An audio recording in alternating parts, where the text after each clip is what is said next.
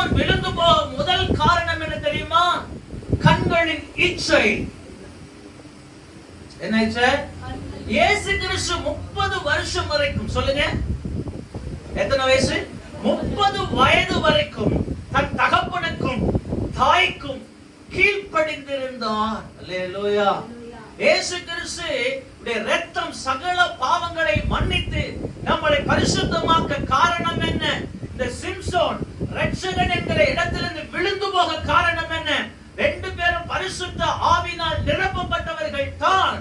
ஆனால் தேவனாகிய இயேசு கிறிஸ்து, பிதாவாகிய தம்முடைய குமாரனாகிய இயேசு கிறிஸ்து அந்த துணைக்கிறோம் பரிசுத்த ஆவியில் நிரப்பப்பட்டவராய் இருந்தாலும் தன் தகப்பனுக்கும் தன் தாய்க்கும் அந்த குறிப்பிட்ட காலம் வரைக்கும் அடங்கியிருந்து கீழ்ப்படிந்திருந்த லூக்கா எழுதின புத்தகம் 2ஆம் அதிகாரம்.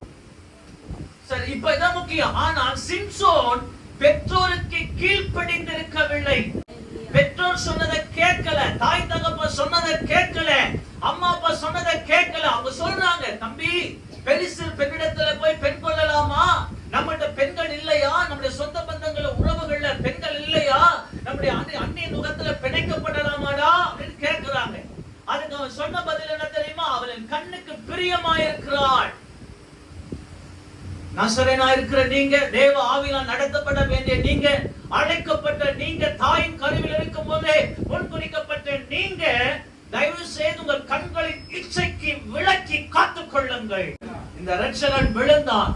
என் இரட்சகராகிய இயேசு கிறிஸ்து இன்றைக்கும் ஜீவிக்கிறார்.